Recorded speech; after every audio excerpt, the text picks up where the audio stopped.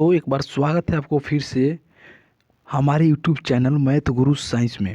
तो आज के इस वीडियो में हम लोग देखेंगे क्लास 10th मॉडल पेपर 2022 के लिए इम्पोर्टेंट साइंस का सवाल। ठीक है, तो अंतिम तक वीडियो में बने रहे। इस वीडियो में जो है साइंस का मोस्ट इंपॉर्टेंट हम लोग ऑब्जेक्टिव देखने वाले हैं। तो चलिए दोस्तों, स्टार्ट करने से पहले अगर चैनल पर नए होंगे तो चैनल को कर दीजिएगा सब्सक्राइब, घंटी के बेल आइकन को ऑल पर कर दीजिए ताकि इस तरह का वीडियो है उसका नोटिफिकेशन आसानी से आप तक पहुँच जाए। चलिए दोस्तों, हम लोग वीडियो को स्टार्ट कर लेते हैं। दोस्तों, आपके स्क्रीन पर है या फर्स्ट सवाल क्या कहा जा रहा है, देखिए। तो फर्स्ट सवाल है दोस्तों, किस दर्पण की जो है फोकस दूरी ऋणात्मक होती है। तो किस दर्पण की फोकस दूरी ऋणात्मक होती है, तो वह जो है दोस्तों अवतल दर्पण जो होता है दोस्तों, ऑप्शन नंबर बी में दिखाई दे रहा होगा। अवतल दर्पण, उसका फोकस दूरी क्या होती है, ऋणात्मक होती है। चलिए दोस्तों, हम लोग 2 नंबर सवाल को देख लेते हैं आसानी से। चलिए हम लोग 2 नंबर सवाल को फटाफट देखते हैं। 2 नंबर सवाल क्या कहा जा रहा है, देखिए 2 नंबर सवाल है, दर्पण की फोकस दूरी माने किस दर्पण की फोकस दूरी, किसी दर्पण की फोकस दूरी एफ और वक्रता त्रिज्या आर में क्या संबंध होती है दोस्तों। तो एफ बराबर जो होता है R/2 का संबंध होता है। ठीक है, देखिए किस ऑप्शन में दिखाई दे रहा है आपको। तो ऑप्शन नंबर बी में यहाँ पे आपको दिखाई दे रहा होगा एफ बराबर R/2। Option number B the correct हो जाएगा। चलिए हम लोग 3 नंबर सवाल को देख लेते हैं। 3 नंबर दोस्तों सवाल क्या कह रहा है, 3 नंबर सवाल कहा जा रहा है, सामान्य दृष्टि के लिए स्पष्ट दृष्टि की न्यूनतम दूरी होती है। तो सामान्य दृष्टि के लिए स्पष्ट दृष्टि की जो न्यूनतम दूरी होती है दोस्तों, वो होती है 25 सेंटीमीटर। ठीक है, 25 सेंटीमीटर होती है, जो कि ऑप्शन नंबर यहाँ पे बी में दोस्तों आपको दिखाई दे रहा होगा 25 सेंटीमीटर। ठीक है, option number B the right हो जाएगा। चलिए हम लोग नेक्स्ट सवाल 4 नंबर देख लेते हैं। 4 नंबर दोस्तों सवाल क्या कहा जा रहा है, श्वेत प्रकाश का कौन सा रंग यानी कि वर्ण किसी प्रिज्म से गुजरने के पश्चात सबसे कम झुकाता है। ठीक है, तो यह इसका राइट आंसर हो जाएगा दोस्तों, क्या हो जाएगा, ऑप्शन नंबर सी लाल हो जाएगा। ठीक है, option number see the correct होगा रेड। ठीक है, red is the right answer हो जाएगा। चलिए हम नेक्स्ट सवाल देखते हैं 5 नंबर। 5 नंबर दोस्तों सवाल क्या कहा जा रहा है, देखिए दोस्तों 5 नंबर सवाल है, मानव नेत्र की रेटिना पर बनाई गई जो छवि होती है यानी कि वहाँ पर जो परछाई होती है वो कैसी होती है दोस्तों। तो मानव आँख के जो रेटिना बनता है वास्तविक एवं उल्टा बनता है। ठीक है, तो option number B the correct होगा, वास्तविक एवं उल्टा।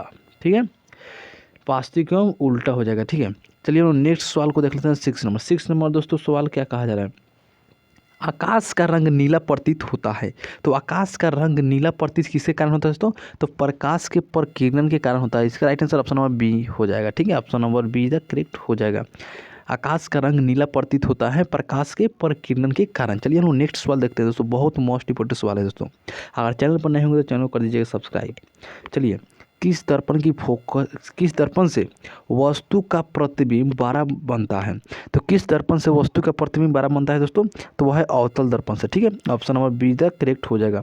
अवतल दर्पण से है दोस्तों वस्तु का प्रतिबिंब 12 बनता है। चलिए हम लोग नेक्स्ट सवाल देखते हैं 8 नंबर। 8 नंबर दोस्तों सवाल क्या कहा जा रहा है, 8 नंबर, निम्नलिखित में कौन सा लेंस निकट दृष्टि दोष को ठीक करने के लिए उपयोग किया जाता है। तो निकट के लिए दोस्तों अवतल लेंस हो जाएगा। ठीक है, निकट के लिए अवतल लेंस और दूर के लिए उत्तल लेंस, याद रखिएगा। ठीक है, निकट पूछे तो अवतल लेंस, दूर पूछे तो उत्तल लेंस। चलिए हम नेक्स्ट सवाल को देखते हैं 9 नंबर। 9 नंबर दोस्तों सवाल क्या कहा जा रहा है, 9 नंबर दोस्तों सवाल है आपकी स्क्रीन पर, निम्नांकित में कौन उपकरण विद्युत धारा की उपस्थिति दर्शाता है। तो निम्नांकित में कौन जो उपकरण है विद्युत धारा की उपस्थिति को दर्शाता है। तो इसका राइट आंसर ऑप्शन नंबर 1 गैलेनोमीटर जो है दोस्तों विद्युत धारा का उपस्थिति को दर्शाता है, गैलेनोमीटर। ठीक है, ऑप्शन नंबर ए ही तक करेक्ट हो जाएगा। चलिए हम लोग नेक्स्ट सवाल देखते हैं 10 नंबर। 10 नंबर दोस्तों सवाल क्या कहा जा रहा है, 10 नंबर सवाल है, दाएं हाथ के अंगूठे के नियम को किसने प्रतिपादित किया था। तो दाएं हाथ का जो अंगूठा है दोस्तों उसको मैक्सवेल ने जो है क्या किया था, प्रतिपादित किया था। Option number D the correct हो जाएगा, मैक्सवेल। ठीक है, अब फ्लेमिंग जो है दोस्तों वो है बाएं हाथ का नियम दिया था।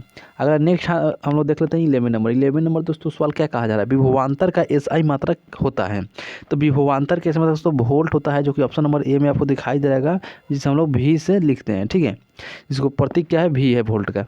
चलिए हम नेक्स्ट सवाल देखते हैं 12 नंबर। 12 नंबर दोस्तों सवाल क्या कहा जा रहा है, निम्नलिखित में किस संयोजन द्वारा प्रतिरोध का मान बढ़ता है। तो निम्नलिखित में किस संयोजन द्वारा प्रतिरोध का जो दोस्तों मान है बढ़ता है।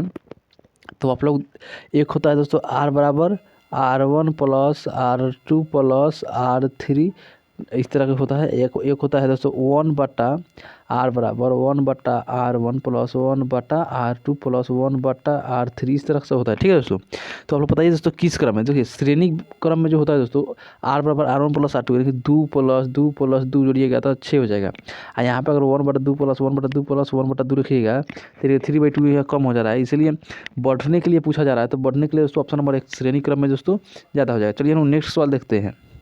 13 नंबर दोस्तों सवाल क्या कहा जा रहा है, चुंबकीय बल रेखा की प्रकृति होती है। तो चुंबकीय बल रेखा की प्रकृति कैसी होती है दोस्तों, काल्पनिक होती है। चुंबकीय बल रेखा जो है दोस्तों काल्पनिक होती है। ऑप्शन नंबर ए तक करेक्ट होगा। ठीक है, इमेजिनरी मतलब काल्पनिक। चलिए दोस्तों हम लोग नेक्स्ट सवाल, 1 किलोवाट घंटा किसके बराबर होता है। तो 1 किलोवाट घंटा किसके बराबर होता है दोस्तों, तो 3.6 गुने 10⁻6 जूल के बराबर होता है। 3.6 गुने 10⁻6 जूल के बराबर होता है।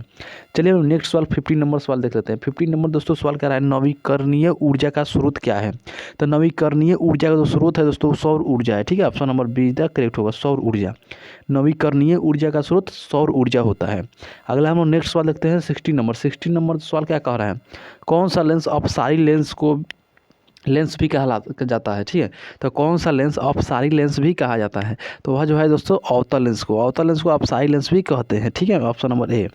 अपसारी मतलब अवतल लेंस, अभिसारी मतलब उत्तल लेंस होता है। ठीक है, चलिए नेक्स्ट सवाल देखते हैं 17 नंबर। 17 नंबर दोस्तों सवाल कह रहा है प्रकाश का प्राथमिक वर्ण कौन है, माने रंग कौन सा है। प्रकाश का जो प्राथमिक रंग है दोस्तों लाल, नीला और हरा तीनों है। ठीक है, लाल, नीला और हरा तीनों है, उपयुक्त सभी। डी नंबर इधर राइट आंसर हो जाएगा। चलिए लोग नेक्स्ट सवाल देखते हैं 18 नंबर। 18 नंबर दोस्तों सवाल क्या कह रहा है, निम्नलिखित में से कौन नेत्र का रंगीन भाग होता है। तो निम्नलिखित में से कौन नेत्र का रंगीन भाग होता है, तो ऑप्शन नंबर डी आइरिस जो है दोस्तों, आइरिस और नेत्र का रंगीन भाग होता है आइरिस। चलिए हम नेक्स्ट सवाल को देख लेते हैं। नेक्स्ट जो सवाल है दोस्तों 19 नंबर सवाल क्या कहा जा रहा है, 1 HP यानी 1 हॉर्स पावर बराबर जो होता है दोस्तों क्या होता है, 746 वाट के बराबर होता है। 746 वाट के बराबर होता है 1 हॉर्स पावर बराबर। ठीक है, चलिए हम नेक्स्ट अगला सवाल देख लेते हैं। अगला दोस्तों सवाल क्या कह रहा है, विशालक शीशा यानी कि मैग्नीफाइंग ग्लास होता है। तो क्या होता है दोस्तों, अवतल लेंस का होता है। ठीक है, विशालक शीशा यानी मैग्नीफाइंग ग्लास जो होता है दोस्तों अवतल लेंस का होता है। ऑप्शन नंबर ए इधर करेक्ट हो जाएगा। अगला हम लोग नेक्स्ट सवाल को देख लेते हैं। अगला नेक्स्ट जो सवाल है दोस्तों क्या कहा जा रहा है, जब किसी चालक तार से विद्युत धारा प्रवाहित होती है तो गतिशील कण है।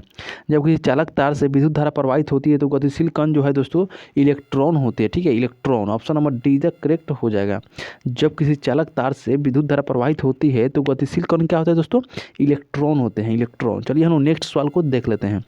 22 नंबर सवाल क्या कहा जा रहा है, एम्पियर घंटा मात्रक है। एम्पियर घंटा किसका मात्रक है दोस्तों, आवेश का मात्रक है। ठीक है, एम्पियर घंटा मात्रक है।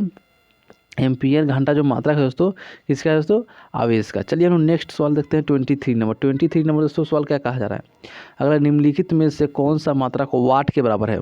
वाट के बराबर है जूल प्रति सेकेंड। ठीक है दोस्तों, जूल प्रति सेकेंड जो है दोस्तों वाट के बराबर होता है। ऑप्शन नंबर ए इधर करेक्ट हो जाएगा। चलिए हम नेक्स्ट सवाल अगला देख लेते हैं 24 नंबर। 4 नंबर सवाल क्या कह रहा है, विद्युत धारा का मात्रक होता है। विद्युत धारा का ऐसे मात्रक दोस्तों एम्पियर ए होता है। ठीक है, एम्पियर ए होता है, इस वजह से लिखते हैं। चलिए हम नेक्स्ट सवाल देखते हैं 25 नंबर। 25 नंबर दोस्तों सवाल क्या कह रहा है, ग्लोब वार्मिंग के लिए उत्तरदायी गैस है। तो ग्लोब वार्मिंग के लिए उत्तरदायी जो गैस है दोस्तों वो है CO2 गैस है। ठीक है, CO2 गैस जो है दोस्तों ग्लोब वार्मिंग के लिए है। ठीक है, CO2 गैस। चलिए हम नेक्स्ट सवाल देखते हैं 26 नंबर। 26 नंबर दोस्तों सवाल क्या कहा जा रहा है, 26 शरीर में भोजन का पचना किस प्रकार की अभिक्रिया है।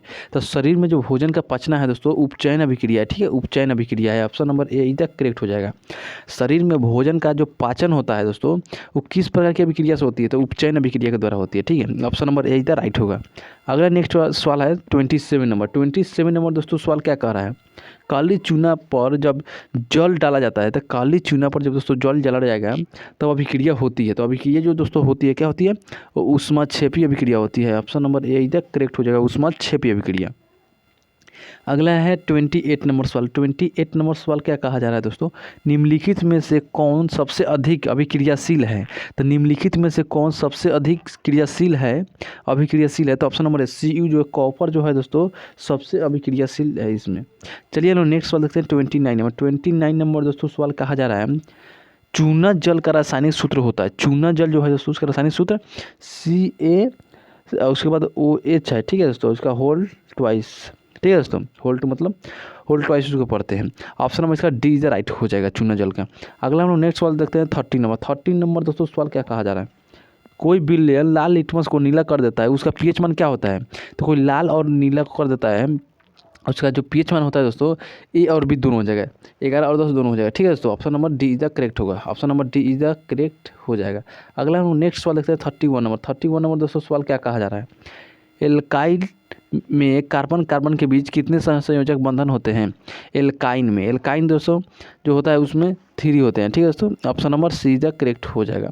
चलिए हम नेक्स्ट सवाल देखते हैं दोस्तों, अगला 32 नंबर सवाल। 32 नंबर दोस्तों क्या कहा जा रहा है, ग्लूकोज का आणविक सूत्र। ग्लूकोज का आणविक सूत्र दोस्तों क्या होता है C6H12O6, ठीक है, C6H12O6। चलिए हम नेक्स्ट सवाल देखते हैं।